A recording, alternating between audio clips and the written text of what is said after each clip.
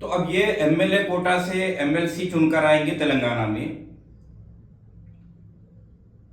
तो अब 3 सीट कांग्रेस के तो पक्के दिख रहे हैं, चौथी सीट को लेकर भी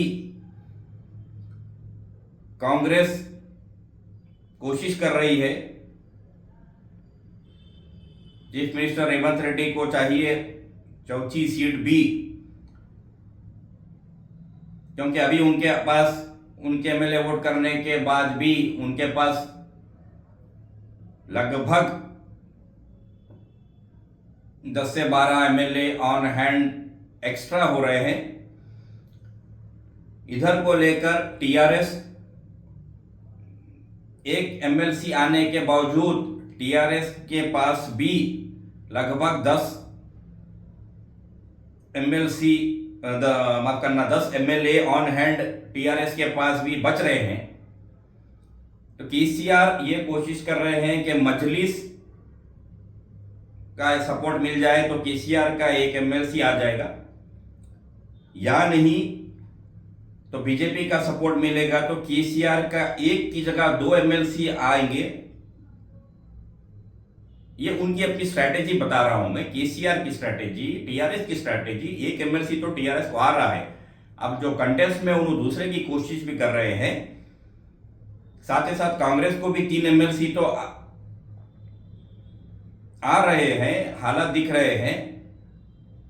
कैलकुलेशन, सिंपल कैलकुलेशन बता रहा है, कांग्रेस को 3 के बाद चौथी के लिए वो भी कोशिश कर रहे हैं। कांग्रेस के पास भी कुछ एक्स्ट्रा एमएलए ऑन हैंड बच रहे हैं, टीआरएस के पास भी कुछ एक्स्ट्रा एमएलए बच रहे हैं। तो अब ये भारतीय जनता पार्टी भी है, उनके भी 8 एमएलए है।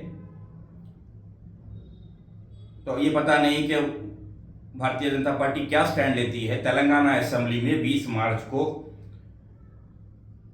तो सीधी सीधी बात ये मैं बोलना ये चाह रहा हूं कि 5 सीट की वैकेंसी, 20 एमएलए के वोट पर एक एमएलसी चुनकर आएगा।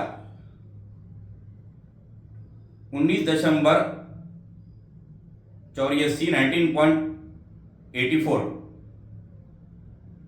एमएलए समझिए आप, जो फॉर्मूला डिराइव करते हैं। तो कांग्रेस के 3 पक्के हैं,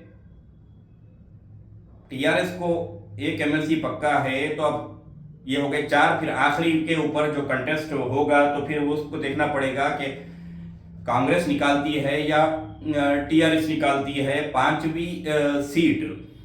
और अपनी अपनी स्ट्रैटेजी होती है हर पार्टी की। तो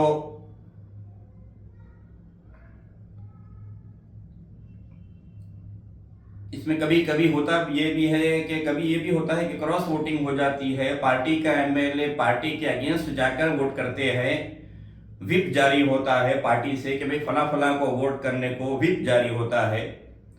तो कभी व्हिप के खिलाफ जाकर भी कभी होता यह है कि एमएलए अपनी पार्टी के खिलाफ जाकर दूसरे कैंडिडेट को भी वोट करते हैं।